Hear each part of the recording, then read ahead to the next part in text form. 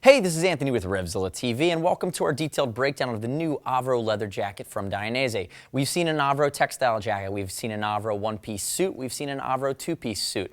All have been very popular. Dainese does a good job of listening. So now for late 2011, early 2012, we have the Avro one-piece leather suit. Something I'm going to dive in with really at the primary level is the Avro one-piece leather suit is going to have the second skin construction. On a leather race jacket, they can't put the second skin in, and it actually doesn't make sense to, because what the second skin does, the way the suit is constructed, is it allows you to be more comfortable, be potentially in between sizes, and be comfortable when you're standing up wearing that one-piece leather suit.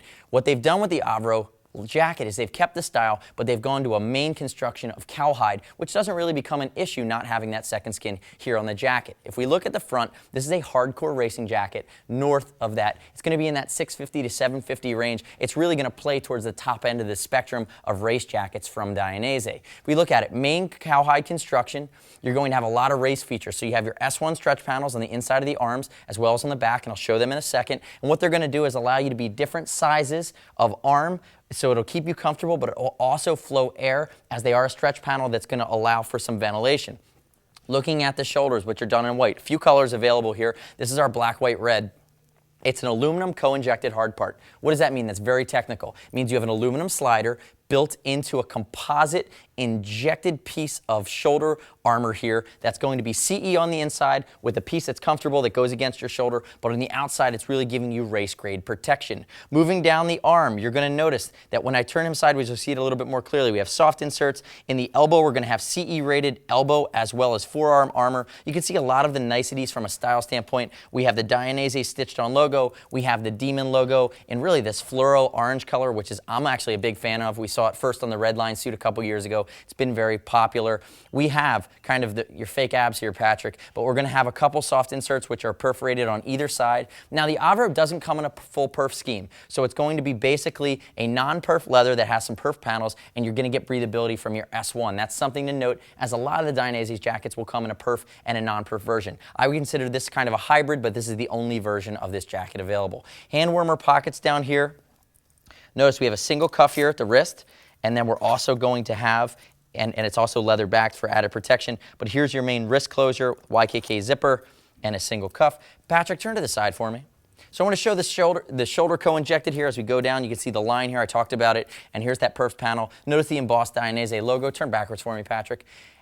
Now moving on to the back, start out with a big reflective Dainese logo. I actually love this jacket. One of the reasons I love it is that you can obviously go to any G2 back protector from Dainese in the male's version of this jacket, but what you don't have is a speed hump. You know, I'm a big proponent of when I'm on the track, I wear a one-piece suit. When I'm off the track, typically riding around, I go for back protection, but sometimes I'm not looking for that really great, aggressive, technical look. If that's the type of style that you're into, this might be a great fit for you.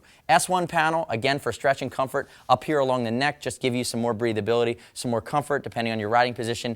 S1 panels that wrap all the way around to the shoulder blade, so hit the light race position for me, Patrick. See the stretch here along the shoulder blade, good flexibility. Stand back up straight for me. And then as we move down, and notice the shape of this back. I don't have a back protector in with Patrick here. It's going to be a perforated S1 panel here, or I'm sorry, a perforated soft insert that's going to give you added style, added protection, as well as some light perforation. And then notice the long seat that's going to come down, again, with further Dainese branding. In my opinion, the Avro jacket goes for it. It screams racer, it screams Dainese. There's nothing subtle about it, but that's what they did with this jacket, and they're sticking to their guns here. Turn back around for me, Patrick. Talk about the inside a little bit. We'll start at the cuff, or the collar rather, and work our way down. Notice it's a new style Dainese snaps. They're embossed. They have a texture to it. They say Dainese on them. If you can come in here and see them really tightly, we're starting to see them roll out on a lot of the new 2011 and beyond products. It's a nice style upgrade. They work really well. Again, it's just the afterthoughts. It's Italian styling at its finest level. Notice the collar here, again, mimicking the style. As we unzip this guy, notice it's two snaps here that are adjustable at the collar.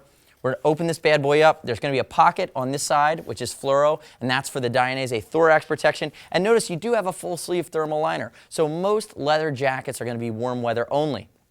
This guy is going to allow you to stretch it a bit further. I'm going to say you're going to get spring, summer, and fall out of this, depending on how long you want to stretch it, knowing that you do have your full sleeve thermal liner that's quilted, that has pockets built into it with a sanitized lining on the inside that's fully removable. And if we look, once we take that guy out, we're going to see the full mesh liner for the warmer times of the year with a full 360 zip as well. Sizing on Patrick, 5'9", 170, 40-inch chest. He's rock solid in the size 50. He might even have a little bit of extra room. Depending on Patrick, he could even potentially, for more technical riding, go down a size, but it's going to be very snug on him. For everyday riding, I'm going to say Patrick should stick with the 50. I'm about a 52 in this guy because I have a bit of a short torso, but I'm broad in the shoulders. So if you have any questions about the Avro leather, shoot us a line. See us at RevZilla.com, 877-792-9455. As always, use our videos, watch, decide, then ride. But if you do need that extra help when it comes to comparing and contrasting a lot of the different jackets within the Dainese lineup, give us a shout and we'll be happy to add our expertise. As always, it's over $39. It ships for free. If you need to return it, send it back. We'll exchange it on us. And if you just don't like it, send it back brand new condition, unworn with the tag still on, and we'll happily give you 100% back to your card. No restock fees here at RevZilla.com. You're also going to earn a chunk of change in TeamZilla cash on this bad boy to be applied to your next order as part of our loyalty program. We help you save some money in the long term by continuing to shop with us. Thanks so much for that as well. Shoot us or find this guy on RevZilla.com/Dainese. This is the Avro Leather Jacket, which is new in the lineup late 2011, early 2012. The successor to the Avro Textile, the baby brother to the Avro Race Suit. It's going to be a big home run. Again, this is the fluorescent orange, black, and white color scheme. I'm Anthony. We'll see you next time.